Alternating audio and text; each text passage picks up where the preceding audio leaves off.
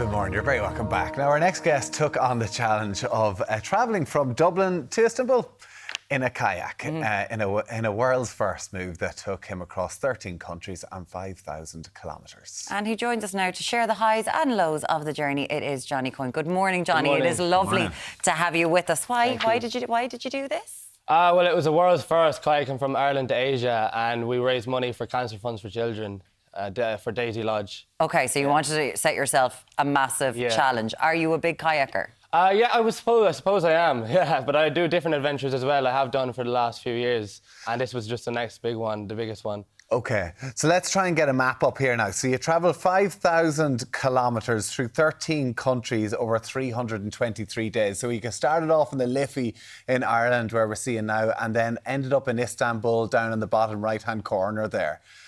How do you get a kayak through there? Yeah. Talk us through the journey. So we started in St Patrick's Rowing Club on the Liffey. We went north, we crossed the Irish Sea to Scotland. We followed the coast all the way down to Scotland, England, joined the canals, went down to the River Thames, out the River Thames, out the mouth, and then across the English Channel to France. Followed the canals all the way down through France, got kicked off the canals, had to do a 350-kilometre portage pulling the kayaks. Portage? So pulling the kayaks 350 kilometres. What do you mean, on a bike? On wheels. We just had to pull them, just to keep it a world's first. We pulled them, for, like... Go on, keep on going, and so when we got to the source of the Danube, then we went all the way down the Danube, through winter as well, all the way to the Black Sea, and then followed the Black Sea coastline all the way to Istanbul. And it only took 8 months. Only took 8 months, lads. I don't know why more of us don't do it, heading off on our holidays this summer. Yeah. OK, tell us about some of the challenges, because some challenges started fairly early, close to home. Was it in the English Channel? Yeah, like we had so many different... All of us had different challenges. So like when we like crossing the Irish Sea, that was obviously a massive challenge, but it actually went well in the end. But once we got then down to the English Channel supposed to take 6 hours, and it ended up taking 12. So it was double the time and double the distance. Some things went wrong, but it was OK. We knew we could make it. You're in a kayak at this stage. There's obviously on that English Channel huge ships. 600 boats passing through the shipping lane every day, and we're watching them in the distance, and then watching them could just pass right by in front of us. I believe your radio or your radar stopped working. So, I mean, how did you manage to avoid them? So our radio stopped working, but we did still have phones, and we did still have, we could still see the boats on our radar, but we just couldn't talk to them. So, yeah, we were seeing them, and we just had to judge it by eye, and we just went for it then. Just go for it. Yeah. Over 12 hours. Yeah, so that was one of the challenges. You weren't by yourself. Who was with you? No, so we had Liam and Ryan. Liam started with me, and then Ryan joined us in Strasbourg. Two close friends. Yeah. Joined you in Strasbourg. Yeah, okay, just spontaneously with a backpack, and then he ended up joining and getting everything then along the way. So he was meant to join you for like a week, and he ended up staying for... He was meant to join us for like 3 days for a little weekend away, and he had a backpack, a pair of jeans, and that was it. And then he got everything along the way. How long did he stay with you for? Until Istanbul. So how long? But like, was it? 4 months, half the journey. 4 months, half the journey. Yeah. Liam ended up getting injured though. What happened to him? Liam dislocated his collarbone when we were on the upper Danube just as we got on, and so that was it for him. But he made a comeback, and he ended up cycling all the way to us and meeting us at the Black Sea for the last 10 days. But he had so many breakdowns along the way. Like, he got so close to catching up to us so many times. And then eventually he made it up, and he got a new kayak, and then he joined us for the last stretch. So when he gets injured, he has to pop off and get it popped back in and all that kind of stuff. Yeah. Where obviously you're doing this on a shoestring. Yeah. So how did he do that? So he was told he needed surgery, and it was going to take 6 months to recover. So if that was the case, that he was done. But then he made the decision to not get the surgery, and it would heal quicker. And so it did heal. And he probably still needs to get the surgery, but you know. Okay. You did this through the winter time. Yeah.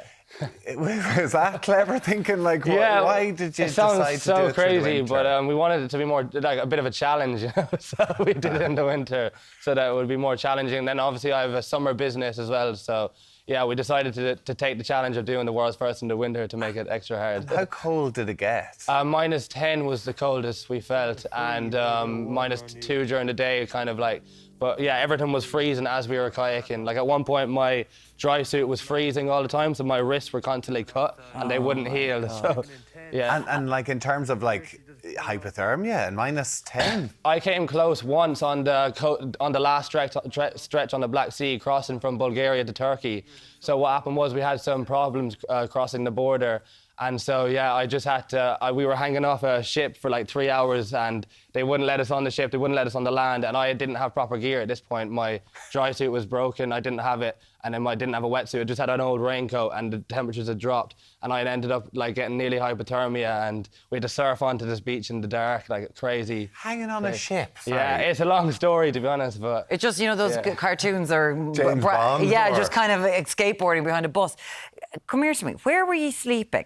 We slept outside pretty much the whole journey in tents. And then towards the last month, me and Ryan just slept literally outside without a tent because our tent was broken. So we were just finding little shacks on beaches and sheds and tunnels and things like that. You're going through, right, for an awful lot of it, you're going through Europe. God bless the Irish passport. You can do what you want. Yeah, yeah. But in some areas, you're not in Europe. So we got we had some problems then. We got arrested in Croatia because we stamped into Serbia and we went back into Croatia. We didn't realise we couldn't do. And we got arrested and questioned for like 4 or 5 hours, me and Ryan. And then we got fined €130 each. Then we got arrested in Romania and we spent the night in Romanian jail on Paddy's Day as well. So, but they were sound, they were nice. So it was all right. And you said you got kicked out of the canals in France. Yeah. Why? So we because it had taken us so long to get to Europe because of some challenges. By the time we got to the canals, it was closed from November to March, and we just about weren't allowed to stay on it. So we got kicked off. We were on the canals for like 3 weeks waiting, didn't know what to do, and then we decided we'd walk and pull them because it's still a world's first when you're pulling the kayaks, you know, because there's portages in every journey. So we just went for it then, and then the canals froze when we got permission. So the day we got permission, canals froze. This is you. This is what you... in France pulling our kayaks through town. For 350 kilometres. Yeah, a long... Like, that could even be a world's first as well, to be honest with you. I don't know. I've never heard of anyone doing that. So I'm hearing world's first a lot. This was what was important. You're lucky. So there's no record to break. Now you've set the world's first. Someone's going to come along and try to break it. You know that, yeah? Yeah. But I don't think anyone's ever going to do this journey again, to be honest with you. When they see the documentary, they definitely won't be doing it. Go on, so tell us what, there's a documentary coming out? Yeah, so we're producing a documentary that'll be out in the next probably year, maybe even sooner. And yeah, you'll see that hopefully on TV somewhere big. So we're aiming high anyway. So. That's the sort of thing people will see it and be like, I'm going to do that. You know, you're dragging people. So good luck if they do, but I don't know. You do not. In the summertime. We always said if we were a year older, we wouldn't be able to do it because our bodies were so sore the whole time. Yeah. Really? Yeah. So. And mentally, the toll must have been insane. Yeah. Yeah, but you know, you find some kind of resilience, and like together, we always say, we laughed our way from Dublin to Istanbul. Like we're so silly, and we just had the crack. So. Where does this come from, this desire to do something? Because this is for charity as well. I know you've had some challenges when you were younger. Yeah, so when I was a teenager, I was in a program run by TUSLA, and it was for teenagers kind of in trouble, and so that's when I started a venture, kind of mainly anyway. And then I just kind of I was in a kind of cycle of addiction for years, you know.